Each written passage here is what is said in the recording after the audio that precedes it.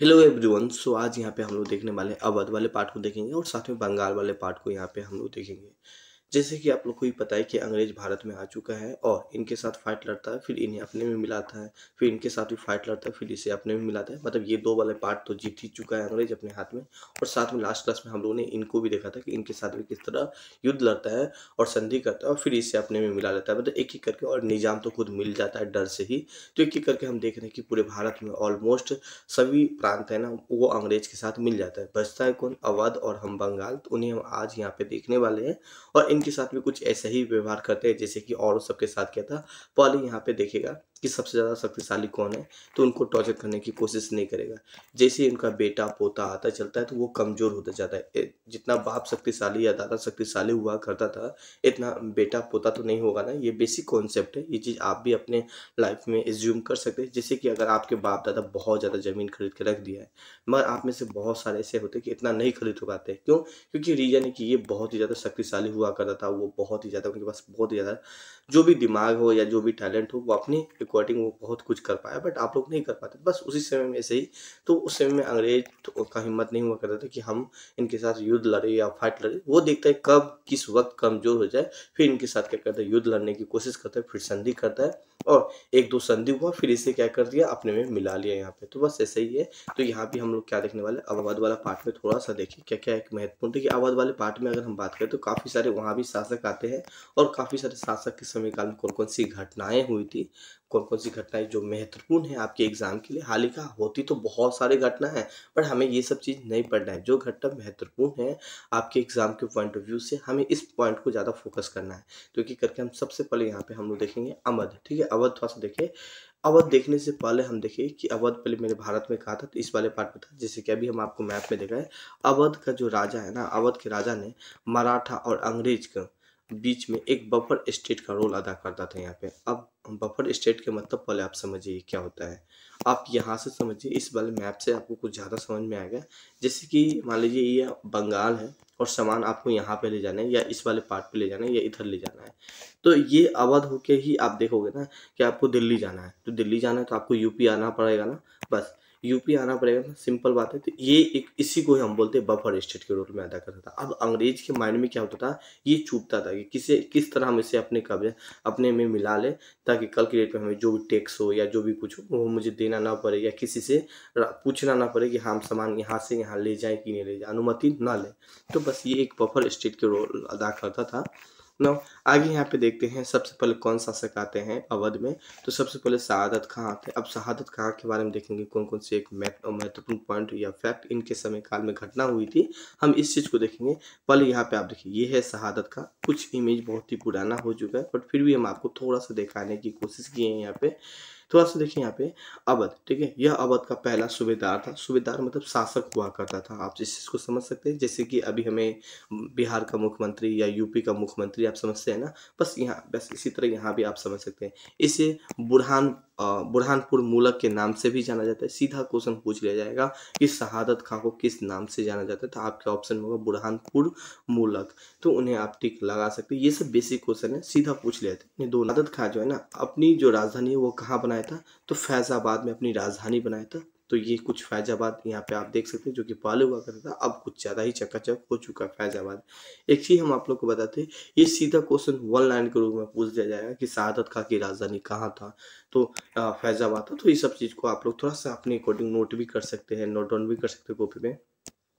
इसके समय में नादिर शाह ने 1737 में दिल्ली पर आक्रमण कर कर गिरफ्तार कर लिया था। तो ये बस नादिर शाह का नाम आप अपने अकॉर्डिंग आप हाईलाइट कर सकते हैं।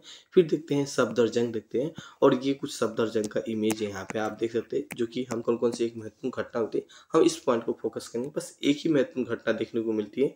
यह शहादत खां का क्या था, भतीजा और दामाद था यहाँ पे। ठीक है, भतीजा भी था और दामाद भी था। इनको मोहम्मद शाह रंगीले ने अवध का क्या बनाया था, नवाब बनाया था। तो इस वाले पॉइंट को भी थोड़ा सा हाईलाइट कर सकते हैं। बस इतना ही फैक्ट पॉइंट है।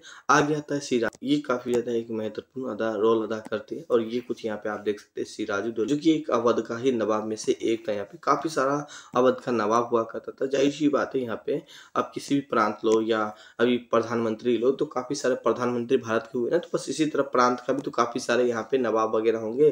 तो यह सफदरजंग का क्या था, बेटा था। था। इसके समय काल में ही सिराजुद्दौला आते हैं। सिराजुद्दौला हम आगे पढ़ेंगे, जब बंगाल को पढ़ेंगे ना तो वहाँ पे देखेंगे, ठीक है। जो कि एक बंगाल का शासक हुआ करता था और बहुत ही शक्तिशाली हुआ करता था सिराजुद्दौला। तो इसके समय काल में क्या होता है, सिराजुद्दौला आते हैं, कहाँ पे आते हैं, तो अवध आते हैं। ही अगर मैं बात करने वाला हूँ तो अंग्रेज बहुत ही ज़्यादा शक्तिशाली हो गया था पूरे भारत में, ठीक है। ऑलमोस्ट आपको हम जैसे कि बताए थे कि काफ़ी सारे पास क्षेत्र के साथ, काफ़ी सारे प्रांतों के साथ युद्ध लड़ चुका है और सभी पे जीत अपना दर्ज करा चुका है। तो आप मामूली सा छोटा-छोटा बचा हुआ है, जैसे कि अवध को क्या मिलाने में टाइम लगेगा, एक बार में अंग्रेज मिला लेगा, क्योंकि सभी के साथ ऑलमोस्ट तो फाइट लड़ के जीत चुका है। तो अवध को मिलाने में तो बाएँ हाथ का खेल है इनके हाथ में, तो बस आराम से इन्हें मिला लेगा। तो इसी के समय में बात करें, शाह आलम द्वितीय, ठीक है, जो कि दिल्ली का एक शासक हुआ करता था, उनको शरण दिया था। और इसके समय में पानीपत तृतीय का युद्ध हुआ था और साथ में बक्सर का भी युद्ध लड़ा गया था। सब समय काल में ही लड़ा गया था। इस पॉइंट को भी थोड़ा सा अपने अकॉर्डिंग आप हाईलाइट कर सकते हैं। सीधा नाउ असफुद्दीन दौला आते हैं यहाँ पे, जो कि यहाँ पे आप देख सकते हैं असफुद्दीन दौला को, यहाँ पे आप इमेज देख सकते हैं। इसके समय काल में क्या क्या घटनाएं हुई थी, हम वो देखने की कोशिश करेंगे।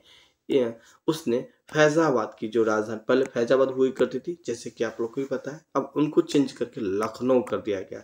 तो सीधा क्वेश्चन है कि फैजाबाद से लखनऊ को राजधानी किसने चेंज किया था, तो आपके ऑप्शन में हो जाएगा असफुद्दीन दौला होगा यहाँ पे।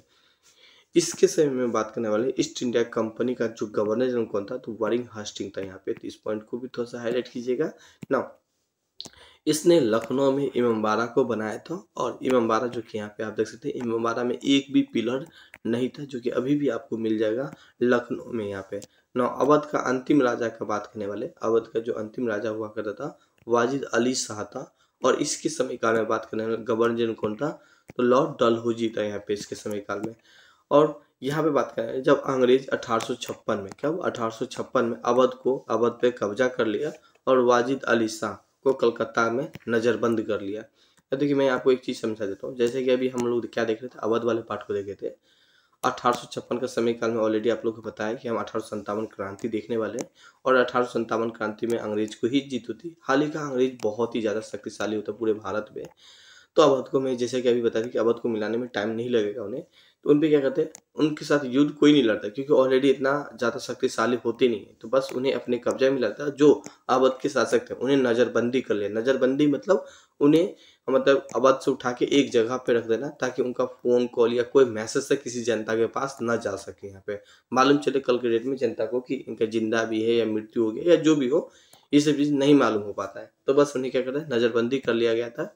और 1857 क्रांति में अवध को हड़प लेता है, हड़पने का एक कारण माना जाता है, ठीक है। 1857 क्रांति में जीत होता है और फिर इन्हें क्या करता है, अवध को भी अपने में मिला लिया जाता है, हड़प लेता है, ठीक है। तो इस पॉइंट को भी थोड़ा सा अपने अकॉर्डिंग हाईलाइट कर सकते हैं, जो कि काफ़ी ज़्यादा एक महत्वपूर्ण है। और याद रखिएगा अंग्रेज कौन था यहाँ पे, इस अंग्रेज का नाम जरूर याद रखिएगा, जो कि इसका नाम क्या था, तो लॉर्ड कैनिंग था, ठीक है। महत्वपूर्ण पॉइंट है, सीधा पूछ लिया जाएगा। 1857 क्रांति के समय में अंग्रेज का वायसराय कौन था, तो लॉर्ड कैनिंग था हाल ही का। उससे पहले यहाँ पे बात करने वाले हैं, भारत का गवर्नर जनरल ही हुआ करता था, बट आपसे भारत का गवर्नर जनरल भी पूछ सकता है या वायसराय भी पूछ सकता है। तो लॉर्ड कैनिंग को आप लोग टिक लगा के चले आइएगा। तो इस पॉइंट को भी थोड़ा सा आप लोग हाईलाइट कर सकते हैं। तो देख लिए आप लोग किस तरह अवध वाले पार्ट को भी अपने में मिला लिया जाता है। अब बचता है क्या, बंगाल। तो हम बंगाल वाले पार्ट को देखेंगे, जैसे कि अभी हम आप लोग को दिखा रहे थे मैप में कि एक एक करके सभी के साथ यहाँ पे युद्ध लड़ता है, फाइट लड़ता है, फिर इसे अपने में मिला लेता है। तो बंगाल काफ़ी ज़्यादा एक महत्वपूर्ण हो जाता है। हाल ही का बहुत ही ज़्यादा शक्तिशाली होता है, बहुत ही ज़्यादा वहाँ की जो मिट्टी होती है काफ़ी ज़्यादा उपजाऊ होती है। तो इनको अपने में करने में थोड़ा सा समय ज़रूर लगता है, बट इन्हें अपने में मिलाने में ज़्यादा समय नहीं लगा, क्योंकि वहाँ के जो इतना शासक इतना ज़्यादा स्ट्रॉन्ग नहीं हुआ करता था, इतना ज़्यादा मजबूत नहीं हुआ करता था। तो इन्हें आराम और इजली से मिला लिया था अपने अपने पार्ट में। नाउ आगे यहाँ पे हम लोग देखने वाले हैं बंगाल, और देखेंगे बंगाल के में काफ़ी सारे यहाँ भी शासक आते हैं और फिर इन्हें भी अपने में किस रूप में मिलाते हैं कि करके हम देखते चलेंगे। यहाँ पे हम लोग देखने वाले जो बंगाल है, बंगाल का प्रथम सूबेदार कौन हुआ करता था, तो सूबेदार मुर्शुदी कुली खां था, जो कि अपने आप में बहुत ही ज़्यादा शक्तिशाली था। यहाँ पे थोड़ा सा इनके समय काल में थोड़ा सा पल आप इमेज अच्छा से देख लीजिए। ये है कुछ मुर्शुदी कुली खां, जिनको आप अगर हम इमेज थोड़ा सा दिखाने की कोशिश करें तो यहाँ पे आप देख सकते हैं। ताकि इनके समय काल में क्या क्या घटनाएं हुई थी, आप इस घटनाओं को आप आराम से और इजली से याद रख सकें यहाँ पे। तो सबसे पहले यहाँ पे हम लोग देख लेते हैं, मुगल राजा फारूक शेर ने 1717 में बंगाल का सूबेदार के रूप में नियुक्त किया था। किसे किया था? तो मुर्शिद कुली खां को किया था। तो इस पॉइंट को भी थोड़ा सा हाईलाइट कीजिएगा। फारूक शेर ने 1717 में बंगाल का सूबेदार किसे नियुक्त किया? तो आपके ऑप्शन में होगा मुर्शिद कुली खां। तो इन पॉइंट को भी आप हाईलाइट कर सकते हैं। साथ में यहाँ पे देखने वाले हैं, बंगाल भारत के सबसे समृद्ध, मतलब बहुत ही ज़्यादा उपजाऊ या बहुत ही ज़्यादा यहाँ पे भरा पूरा हर चीज़ के मामला में तो उपजाऊ वाले क्षेत्र था यहाँ पे। साथ में बात करें, अंग्रेज अपनी पहली फैक्ट्री 1651 में हुगली में लगाई थी और मुर्शिद कुली खां ने राजधानी था वो ढाका से चेंज करके मुर्शिदाबाद कर दिया था। तो इस पॉइंट को भी थोड़ा सा हाईलाइट कर सकते हैं। देखिए यहाँ पे जितने भी पॉइंट है सारे के सारे फैक्ट पॉइंट है जो कि आपके एग्जाम के पॉइंट ऑफ व्यू से काफ़ी ज़्यादा एक महत्वपूर्ण है। इनके बाद यहाँ पे बात करने वाले, इसने बंगाल में इजेदारी प्रथा को भी चालू करवाया था और इसने बंगाल का राजस्व कृषि पद्धति को भी शुरुआत किया था। तो इस पॉइंट को भी थोड़ा सा हाईलाइट कर सकते हैं। और ये जितने भी घटना हुई थी ये सारे के सारे मुर्शिद कुली खां के समय काल में इतना घटना हुई थी। तो सीधा क्वेश्चन है, पूछ लिया जाएगा आप लोग के एग्जाम में कि 1651 में फैक्ट्री मुर्शिद कुली खां के समय में कहाँ पे खोली गई थी? तो हुगली में खोली गई थी। क्वेश्चन इस रूप में भी, मुर्शिद कुली खां ने अपनी राजधानी कहाँ चेंज किया था? तो मुर्शिदाबाद कर दिया था, ढाका से चेंज करके। तो इस पॉइंट को भी थोड़ा सा आप अपने अकॉर्डिंग हाईलाइट कर सकते हैं। साथ में यहाँ पे हम लोग बात करने वाले शुजाउद्दीन आता है। शुजाउद्दीन का कुछ समय काल यहाँ पे आप देख सकते हैं, 1727 से लेकर 1729 हुआ करता था। और ये कुछ आप शुजाउद्दीन का इमेज देख सकते हैं। अब इसके समय काल में क्या क्या घटना हुई थी, शुजाउद्दीन की बात करें तो शुजाउद्दीन ने अलीवर्दी खां को बिहार का नायब सूबेदार मतलब जैसे कि एक सपोर्ट के रूप में, जैसे कि आप हो, ठीक है, और आपको ये 2 क्षेत्र और संभालना है तो आप संभाल तो नहीं पाओगे, तो किसी एक को और आप बना दोगे कि भैया आप उस क्षेत्र को देखो, तो बस उन्हें ही आप नायब सूबेदार आप समझ सकते हैं, इन्हें बना दिया था। इनके बाद आता है सरफराज आता है। सरफराज का आप समय काल देख सकते हैं, 1749 से 1740, मतलब 1 साल ही करता है। देखते हैं 1 साल में उनका कुछ घटनाएं देखने की कोशिश करें। यह शुजाउद्दीन का बेटा था और इसके समय में बिहार का जो नायब सूबेदार था यहाँ पे अलीवर्दी खां था यहाँ पे, और इसने सरफराज को गिरिया का युद्ध में पराजित कर दिया था। अब यहाँ पे आप देख रहे हैं ना, बंगाल ऑलरेडी बिहार को क्या किया था, बिहार का एक नायब सूबेदार बनाया था। अब उनके मन में हो जाते क्यों ना हम उनके साथ फाइट लड़े और फिर हम उन्हें अपने कब्जा में मिला लें, और क्यों हम इन्हें टैक्स दें, हम ही क्यों नहीं राज करें। बिहार का एक युद्ध लड़ा जिसमें पराजित कर दिया और नायब सूबेदार गवर्नर बन गया यहाँ पे। अब गवर्नर कहाँ का बन गया? तो बंगाल का बन गया, ठीक है। तो इस पॉइंट को भी थोड़ा सा हाईलाइट कर सकते हैं, काफी ज्यादा इंटरेस्टेड वाले पॉइंट होता है। का आप लोग देखते हैं कि शुजाउद्दीन नियुक्त करता है बिहार का नायब सूबेदार, और फिर आगे हम चल के देखते हैं कि यही नायब सूबेदार बहुत ही घातक साबित होता है बंगाल के लिए। अब अंग्रेज सिर्फ देख रहा है, यहाँ पे अंग्रेज सिर्फ देख रहा है कि चल क्या रहा है, किस रूप में कब कमजोर होगा। जैसे ही मालूम चला कि वीक हो चुका है पूरा तरीका से, तो फिर अंग्रेज इसके साथ फाइट लड़ेगा, फिर संधि करेगा, फिर इसे अपने में मिला लेगा। बस एक ही काम हुआ करता था अंग्रेज का। अंग्रेज बहुत ही समझदार होता था, ये नहीं कि आज किया और तुरंत जाके फाइट लड़, नहीं, थोड़ा सा रुकता था, संयम रखता था और फिर जाके फाइट लड़ता है। इसके बाद देखेंगे अलीवर्दी खां, काफी ज्यादा इनके बाद जो भी शासक आते हैं काफी ज्यादा एक महत्वपूर्ण हो जाती है। यहाँ पे बात, इसके समय काल में अगर हम देखने की कोशिश करें तो यूरोपियन की जो तुलना है ना मधुमक्खी से किया था। सीधा क्वेश्चन पूछ लिया जाएगा कि यूरोपियन की तुलना मधुमक्खी से किसने किया था? तो अलीवर्दी खां ने किया था। ना आगे यहाँ पे देखिए, और इसने मुगल राजा को कभी राजस्व नहीं दिया था। अब देख रहे हैं ना, ये है अपना प्यारा भारत और सेंट्रल में मान लीजिए मुगल राजा यहाँ पे बैठा हुआ है और काफी सारे प्रांत इन्हें भी पैसा देते हैं। जैसे कि अभी भी हम लोग टैक्स के रूप में बिहार सरकार सेंट्रल गवर्नमेंट को पैसा देते हैं ताकि पूरा मेरे बाउंड्री को सेफ्टी रख सके, या कल के डेट में हमें कोई चीज नीड चाहिए तो हमें दे सके, या किसी अदर को मदद कर सके। मगर इसने क्या किया, मुगल राजा को कभी राजस्व नहीं दिया। तो इस वाले काफी ज्यादा महत्वपूर्ण पॉइंट है। सीधा क्वेश्चन पूछ रहा है, कौन सा बंगाल के शासक ने मुगल राजा को एक बार भी राजस्व नहीं दिया? राजस्व मतलब टैक्स नहीं दिया। तो सीधा क्वेश्चन है अलीवर्दी खां आ जाएगा।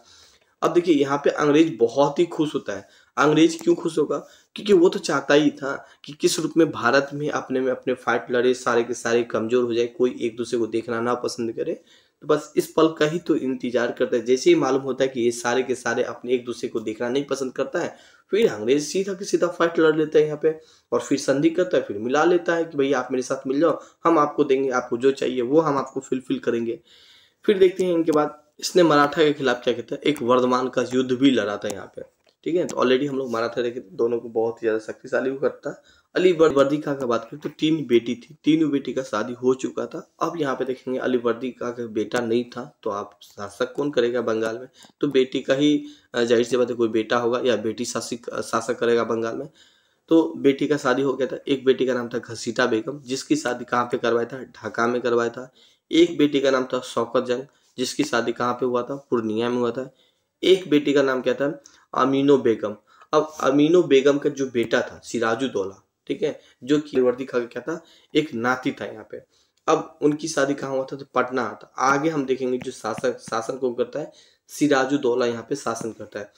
देखिए हाल का एक चीज हम आप लोग को बता दें, अब इनका भी तो बेटा होगा, इनका भी तो बेटा होगा, मगर अमीनो बेगम जो है ना, उनका ही बेटा क्या करता है, राज करने की कोशिश करता है। कहाँ पे, तो बंगाल पे, क्योंकि नवाब के रूप में एक यही नियुक्त होता है। तो जाहिर सी बात है ये दोनों तो काफी नाराज होंगे, किससे, तो सिराजुद्दौला से काफी ज्यादा नाराज होंगे कि अच्छा आप ही बन सकते हो, मेरा बेटा नहीं है क्या, उस लायक तो जरूर है भाई। तो ये दोनों क्या हो गए, दुश्मन हो गए। किसके दुश्मन हो गए, सिराजुद्दौला के दुश्मन हो गए। अब अंग्रेज तो खोजता ही कि भाई इनका कौन कौन सा दुश्मन है, कमजोर पॉइंट तो मालूम चलता है। अंग्रेज इनके साथ दोनों के साथ दोस्ती कर लेते हैं। यहाँ पे आप देख लीजिए, यहाँ पे तो 3 दुश्मन होंगे, किसका, तो सिराजुद्दौला का। अब आगे देखेंगे सिराजुद्दौला के समय काल में क्या क्या घटनाएं होते हैं। हाल ही का काफी कुछ यहाँ पे देखने को मिलता है। सिराजुद्दौला यह अलीवर्दी खां का नाती था। किसका नाती था, अलीवर्दी खां का नाती था, जो कि अभी हम यहाँ पे देखें इनके 3 दुश्मन थे। अभी हम बताए थे मौसी घसीटा बेगम, और इनके बाद शौकत जंग, वो भी मौसी ही हुई करती थी, और अंग्रेज, ये 3 इनका दुश्मन था। जो कि वो कभी नहीं चाहते था कि सिराजुद्दौला कुछ अच्छा कदम करे, वो हमेशा वही चाहते थे किस तरह वो कमजोर शासक साबित हो। ठीक है, तो ये सब चीज होता था। आगे यहाँ पे देखिए सिराजुद्दौला ने पूर्णिया के नवाबों 1756 में मनिहारी का युद्ध में हरा दिया था। जो पूर्णिया का जो नवाब था, ऑलरेडी मालूम है कि उनका एक मौसी का शादी पूर्णिया भी हुआ था, तो उनको हरा देता है कब, 1756 में, जो कि एक मनिहारी का युद्ध होता है। और इसके समय में यूरोप में 7 वर्षीय का युद्ध होता है, अतः भारत में अंग्रेज और फ्रांसीसी ने बाउंड्री करना शुरू कर दिया जाता है। थोड़ा सा हम समझा देते हैं एक बात को यहाँ पे। देखिए क्या होता है कि जो यूरोप है ना, यूरोप में भी अपने युद्ध होता है। जैसे कि फ्रांसीसी के बीच युद्ध होता है और ईस्ट इंडिया इंग्लैंड के बीच युद्ध हुआ। यहाँ पे मान लीजिए फ्रांस और इंग्लैंड के बीच में युद्ध हुआ। अब इनका कुछ संपत्ति तो भारत में भी है, भारत में भी फ्रांस के लोग हैं और यूरोप के लोग हैं। अब ये दोनों क्या करते हैं कि भाई बाउंड्री करना शुरू कर देते हैं। कि बाउंड्री इसलिए करते हैं कि कल के डेट में फ्रांस है, वो सोचते हैं, फ्रांस सोचते हैं कि हम बाउंड्री कर लेते हैं, ताकि कल के डेट में अगर इंग्लैंड अगर हम पे फाइट लड़ने की कोशिश करेगा या आक्रमण करने की कोशिश करेगा, तो एक सेफ्टी के रूप में काम होता है। इसी तरह इंग्लैंड भी सोचता है कि फ्रांस हम पे न करे, दोनों को एक दूसरे बाउंड्री करने लगता है। अब यहाँ पे होता है क्या, भाई बंगाल का शासक तो सिराजुद्दौला होता है। सिराजुद्दौला मना करता है कि आप दोनों बाउंड्री नहीं करेंगे। रीजन क्या होता है, फ्रांस तो मान जाता है कि ठीक है सर हम बाउंड्री नहीं करेंगे, मगर इंग्लैंड नहीं मानता है यहाँ पे। तो यहाँ पे देखेंगे सिराजुद्दौला ने मना किया, लेकिन अंग्रेज नहीं माना बाउंड्री करने से। सिराजुद्दौला ने नहीं माना, तो भाई सिराजुद्दौला तो गुस्सा होगा, भाई हम नवाब हैं, आप मेरी बातों को नहीं मानते, आप एक यूरोप से आए हुए हैं और आप मेरी बात नहीं मानेंगे। तो फिर सिराजुद्दौला क्या करता है, यहाँ पे घोड़ा पे चढ़ के सीधा जाते हैं और अंग्रेज का, ठीक है, अंग्रेज का जो फोर्ट विलियम पे क्या करता है, अधिकार कर ले, उनका जो किला है उस पे ही अधिकार कर लेते हैं। यहाँ पे थोड़ा सा इमेज से देखा है कि फोर्ट विलियम का किला किस रूप में दिखता है, तो यहाँ पे देख सकते हैं, जो कि अभी भी आपको ये दिखेगा, ये है कुछ फोर्ट विलियम का किला। यहाँ पे इस पे ही अधिकार कर लेता है सिराजुद्दौला। ये सारे के सारे महत्वपूर्ण है फैक्ट है। जब हम एमसीक्यू का बुक हो या एमसीक्यू टेस्ट सीरीज के रूप में भी हम प्रोवाइड करें, तो ये सारा क्वेश्चन यहाँ से आपको दिख सकता है ना।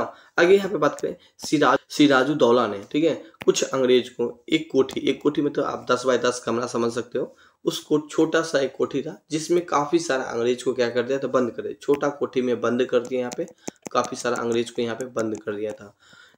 इस घटना को हम कालकोटनी घटना के नाम से भी जानते हैं। यहाँ पे कालकोटनी घटना इसलिए बोलते हैं क्योंकि एक छोटा कमरा में लगभग काफी सारे, हम बात करने वाले 146 लगभग 146 अंग्रेज को बंद कर दिया। एक 10 बाय 10 कैमरा में 146 आदमी को बंद करना, समझ रहे हैं ना, सब आदमी खुद पे खुद हुमस से ही मर जाएगा, सांस भी सही से नहीं ले पाएगा। तो ये कालकोटरी की घटना कब हुई थी? काफ़ी एक महत्वपूर्ण 20 जून 1756 को होती है कालकोटरी की घटना, और उसमें 146 अंग्रेज को बंद कर लिया जाता है, गिरफ्तार करके रख देता है। कौन? तो सिराजुद्दौला, जिसमें 123 अंग्रेज यहाँ पे मृत्यु हो जाती है। 146 को पकड़ते हैं, 123 मृत्यु हुए थे। हाल ही का जैसे ही सिराजुद्दौला आक्रमण करते थे, ये सभी के सभी भाग जाते हैं यहाँ से, ठीक है। और जो पकड़ाते हैं उनको पकड़ के एक कमरा में रख देते हैं यहाँ पे, फिर मृत्यु हो जाती है। और ये बचते कितने, जब 23 बचते हैं, तो ये 23 में से ही एक जो अंग्रेज थे, इसका नाम क्या था? JL हॉलवेल था। ये बात इसने ही बोला था। इस चीज को भी थोड़ा सा हाईलाइट करेंगे कि हम लोग 146 आदमी थे, जिसमें 123 की मृत्यु हो गई है और बचा क्या? 23 में से एक, इसने ये बात बताई थी। तो ये पॉइंट अपने आप में काफी ज्यादा एक महत्वपूर्ण हो जाती है। आगे देखते हैं। अब ये सब सारे घटना हो गई तो क्या होगी? संधि करेगा कि हाँ सिराजुद्दौला, अब हम ऐसा गलती नहीं करेंगे, आप जो भी बोलेंगे हम आपको बातों को मानेंगे यहाँ पे। तो एक संधि होती है, इस संधि का नाम क्या होता है? अलीनगर की संधि होती है। जब कहाँ कब होती है? तो 1756 में होती है। अब भले ही अंग थे, पहला ऐसा शासक था जो कि अंग्रेज को क्या कर दिया था? पराजित कर दिया था यहाँ पे, और अंग्रेज भी डर से भाग गया था यहाँ पे। ऑलमोस्ट आप देख रहे थे कि अंग्रेज बहुत ज्यादा शक्तिशाली था, मतलब 123 अंग्रेज को मार दिया था यहाँ पे। तो फिलहाल अंदर से तो जाहिर सी बात है दुश्मनी तो है, मगर ऊपर से उससे सॉरी वॉरी माफी भी मांगता है। सिराजुद्दौला भी उनको माफ कर देता है। फिर इस संधि में सिराजुद्दौला और रॉबर्ट क्लाइव के बीच होता है। रॉबर्ट क्लाइव कौन था?